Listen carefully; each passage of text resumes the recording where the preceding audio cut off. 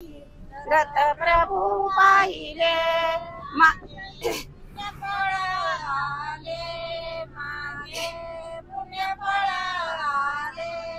आज मी रथ प्रभू पाहिले, आज मी रथ प्रभू पाहिले, बद्रिक आश्रमी पुराण कथिले, बद्रिक आश्रमी पुराण कथिले, भक्त जनाला संभव देले, भक्त जनाला संभव देले, मार्गातीतून कमिले आज मी दत्त प्रभू पाहिले, आज मी दत्त प्रभू पाहिले, आज मी दत्त प्रभू पाहिले।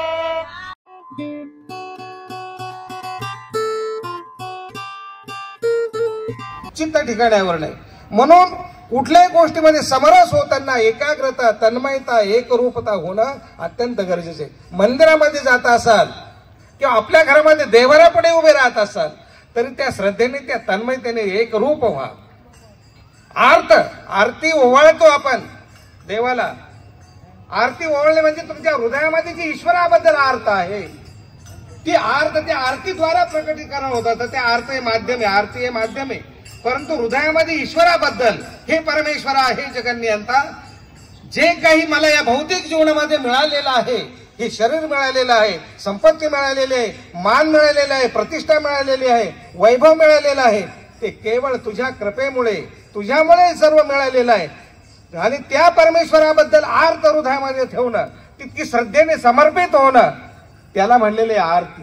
कारण त्याच्यासाठी तो व्हावा, तो भेटावा म्हणून ती सगळी धडपड आहे। आमच्या भाष्यकारांनी सांगितलं की आर्त चतुर्विध दुःखातलं शेवटचं दुःख आहे, तोच व्हावा, तोच भेटावा, ही तळमळ सतत जीवनामध्ये असायला पाहिजे। आणि त्याची आठवण तुम्हाला या अवतार दिनाच्या निमित्ताने आज ही संत मंडळी करून देतात। जीवनातलं सगळं मागतोय आपण, हे भौतिक तुम्हाला बंधनात टाकणार आहे, तुमच्या तहानभूक वाढवणार आहे, तुम्हाला दुःखामध्ये लोटणार आहे। कारण किती जरी तुम्ही उपाधीवर राहिले, पदावर राहिले, तरी शेवटी समाधान ही वस्तू नाहीच जोपर्यंत देवाच्या समोर बसून चिंतन होत नाही। तिथे ज्ञानेश्वर माऊलींनी म्हटलेले, देवाची दारी उभा क्षणभरी, त्या गतीवर तुम्ही क्षणभर तर शांत व्हा, क्षणभंतर एकरूप व्हा, निश्चित मला समाधान लाभेल, निश्चित स्थिर स्थावरता तुमच्यामध्ये निर्माण होईल। त्या गतीवर जाणं, त्या श्रद्धेवर जाणं, त्या तन्मयतेत जाणं, त्या तळमळीवर जाणं, हे सर्वात महत्वाचं आहे। त्यासाठीचा आजचा दिवस आहे। म्हणून त्या परमेश्वराचं संवर आज चिंतन करत असताना तद्रूप होणं, एकरूप होणं, श्रद्धेने, तळमळतेने, हे खूप महत्वाचं आहे। कारण ज्या ज्या भक्तांना कार्तिवीर्य, अरे दोंडके हातामध्ये विस्तू धरला, सेवेचा भाव काय असावा लागतो, मूर्तिमंत उदाहरण लक्षात ठेवा। कार्तिवीर्यासारखी सेवा तुम्हाला, मला देवाची करता आली पाहिजे, संतांची करता आली पाहिजे, तरच तुम्हाला परमेश्वराकडून जे पाहिजे ते मिळणार आहे। कुठलाच विचार केले नाही, स्वतःला न उरवणे, स्वतःला उरवलेलं नाही, दोनके हातावर आपल्या याच्यावर विस्तू घेतलेला आहे। देवाचे केस लवकर वाळावेत ही भूमिका आहे फक्त देवासाठी, कारण शरीर बी त्याच आहे, कारण तन मन धन तिने परमेश्वराला अर्पायला सांगितलेलं आहे। हे सर्व परमेश्वरा तुला देतोय, तुझ्यासाठी हे सगळं आहे, हे परमेश्वराने मागितलेलं आहे। आपलं तन मन धन ईश्वराने मागितलेलं आहे आणि त्या भावनेने स्वतःला न उरवणे, या भावनेवर जर तुम्ही जा ईश्वराकडे, तुम्हाला काय मिळणार नाही, सगळं मिळेल, बिलकुल मिळेल। तो परमेश्वर म्हणतो, तो विचारतोय, परमेश्वर प्रसन्न झाल्यावर, माग तुला काय पाहिजे, तो म्हणतो परमेश्वरा तू जाणता आहेस, तू सर्वज्ञ आहेस, मी तुला सांगावं मग तू द्यावं, अशी काही भूमिका नाहीये। आज आपण मागूनही मिळत नाहीये, विडे ठेवूनही मिळत नाहीये, नवस करूनही मिळत नाहीये, तर कुठे कमी पडतोय आपण, याचाही विचार करण्याची गरज आहे। लक्षात ठेवा, त्या श्रद्धेवर, त्या तन्मयतेवर, त्या याच्यावर तुम्हाला, मला जाता आलं पाहिजे, त्या श्रद्धेने, त्या ईश्वराकडे पाहता आलं पाहिजे। देव कमी नाहीये, आपण कुठेतरी कमी पडतोय या लौकिक जीवनाच्या, या वाटचालीच्या प्रवासामध्ये। कारण जीवाचा मूळ स्वभाव हा स्वार्थी आहे, जीव स्वार्थपर आहे। आधी स्वतःचा पाहतो, मग परमार्थ पाहत असतो तो, कधी लक्षात ठेवा, आधी स्वतःच पाहत असतो। परमेश्वर म्हणतात की बाबा स्वतःकडे हे सर्व करत असताना परमार्थ, या जीवनाला परमार्थ तुला कसा प्राप्त होईल, पण त्याकडे तुझं लक्ष असायला पाहिजे. जे काही आहे ते ईश्वरा तुझा आहे, हे तुझे तुला अर्पण मी मागतो आहे आणि त्याचं त्याला द्यायचं आहे. ही भूमिका आहे. कार्तिवीर्याची त्या भूमिकेमुळे त्याला सहस्र बाहू मिळालेले, त्याला वरदान मिळालेले. परशुराम अज्ञानी आहे, पण मी त्याला कळत नाहीये नेमकं कुठं आता मातेपितेची अंत्यविधी करायची आहे.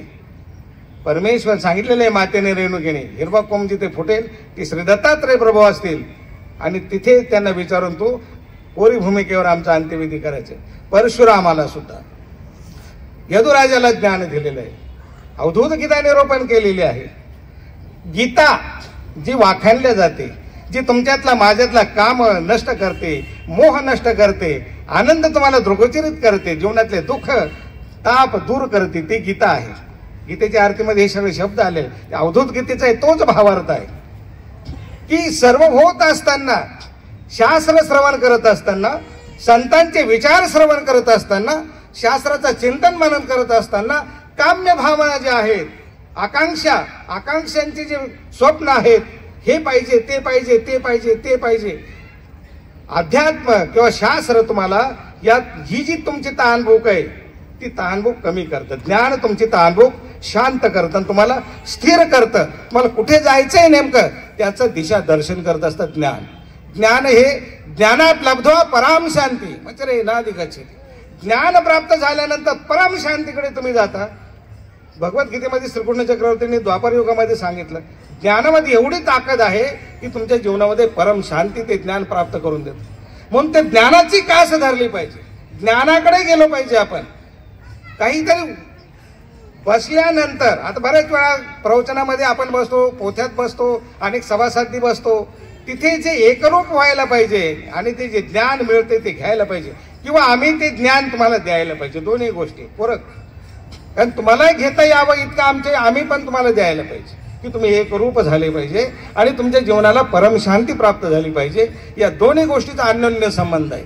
म्हणून शास्त्राकडे ज्ञानाकडे पाहत असताना, आजच्या अवतार त्यांच्याकडे पाहत असताना समाधान शांती सुख मला कसं प्राप्त होईल, कारण तो त्रय तापाचा निवारण करणारा परमेश्वर आहे. अर्लकाचे त्रयताप हारले की नाही, शंभली शंभली शंभली, राजा शांत हो शांत हो शांत बस, 3 शब्द तिथं उच्चारलेले. श्री दत्तात्रय प्रभूने 3 शब्द उच्चारले, शंभली शंभली शंभली. ज्या 3 तापामुळे तो पोळलेला आहे, या ऐहिक जीवनातल्या सुखोपभोगाच्या साठी लालसेने पद सोडू वाटत नाही. मदळसा म्हणते सोड, भाऊ म्हणतात सोड, पण तो सोडू वाटत नाही. सत्ता संपत्ती वैभव सोडू वाटत नाही. शेवटी आईला विचार करावा लागला की हा तसा अध्यात्मामध्ये येणार नाही, कारण परमेश्वर बलात्कार्य अनुसरविती. जर ज्या जीवाची कणव आहे त्याला परमेश्वर बलात्कार्य म्हणजे बळजबरीने सुद्धा आपल्याकडे घेऊन येतात. तसा तो येत नाही, निघत नाही. काही आपदा संकट त्याच्यावर निर्माण करतात. भागवतामध्ये सुंदर श्लोक केलेला आहे व्यासांचा, यशानुग्रहम इच्छामी तस्य वित्तहराम्यहम आपदा शोक कष्टंच तस्य दुःख पदे पदे. ज्याच्या घरी मला रहवास करावा वाटतो, ज्याच्या घरी मला राहावंसं वाटतं, त्या घरामध्ये मी कधी सुख समाधान ठेवत नाही. सत्ता असेल संपत्ती असेल त्याचं मी हरण करतो आणि ते सोडल्याशिवाय ती शांती प्राप्त होते. आपदा शोक कष्ट, संकटामागे संकट. श्रीकृष्ण चक्रवर्ती कोणते म्हणतात माग काय पाहिजे, ते म्हणते परमेश्वरा तुला द्यायचंच असेल तर मला दुःख दे, मला सुख देऊ नकोस, मला दुःख दे. कारण त्या योगी तरी मला तुझी आठवण सतत राहील, त्या योगी तुझं मला स्मरण होत राहील, म्हणून दुःख. म्हणून तिथे सुद्धा म्हणलेले आपदा शोक कष्टंच, सतत आपदा, संकटावर संकट. पांडवांचं चरित्र पहा, आपदा. परमेश्वराला कुठे विसरले नाही, कधी तळफळाट केला नाही. एवढं सगळं करून परमेश्वर हे काय आमच्या जीवनामध्ये तू वाढून ठेवलं, कधी हे उद्वेगाचे विचार पांडवांच्या मुखात नाहीत, कुंतीच्या मुखात नाहीत, द्रौपदीच्या मुखात नाहीत. ते मागतायत संकट मागतायत. म्हणून जर ईश्वर प्राप्त करून घ्यायचं जर असेल तर या सगळ्या गोष्टीपासून दूर जाऊन ईश्वराच्या नामचिंतनामध्ये मग्न राहणं आणि त्याचं निदध्यासन करणं, त्याचं चिंतन करणं, त्याचं मनन करणं हा सर्वात आपल्या दृष्टीने महत्वाचा क्षण आहे. चरित्र खूप आहेत, वेळ खूप आहे.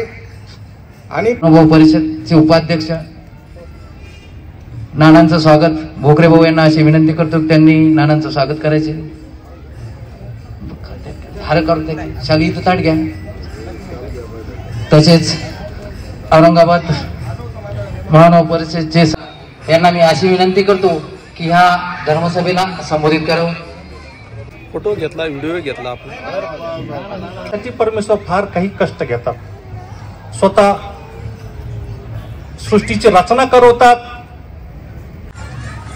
श्री दत्तात्रय प्रभू अवतार दिनाच्या निमित्तानं एक अशी उत्सुकता मनामध्ये राहते पहा. तण, आपलं मन आणि आपलं धन या माध्यमातून वृद्धपूर धर्मसभेचे अध्यक्ष बाबांना विनंती करतो की धर्मसभेला संबोधित करावं. दंडवत प्रणव.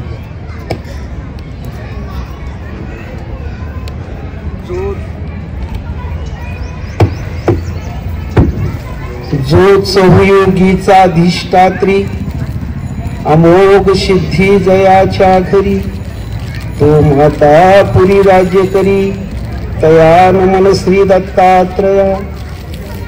उद्धरतुं भवसागरेण पतितान जीवान सदा दुःखितान. दग्रेयो प्रतिमां कृपा परवशः चैतन्यमूर्ति परां. कैवल्याध्वनि नागदेव प्रवर पान्तकृतो येन स देवो चक्रधरो शरण्य शरणं नान्तोषिणां पातु मां. श्री गोपाल कृष्ण कृष्ण महाराज की जय, महाराज की जय. श्री गोविंद प्रभु महाराज की जय. सर्वज्ञ श्री चक्रधर स्वामी की जय. संपूर्ण कार्यक्रमाचे अध्यक्ष परमपूज्य परमहंत कुळाचार्य कवीश्वर कुळाचार्य श्री दर्यापूरकर बाबाजी या आजच्या कार्यक्रमाच्या संपूर्ण सभेचे ते सभाध्यक्ष होते. श्री क्षेत्र वृद्धपूर निवासी ते आहेत.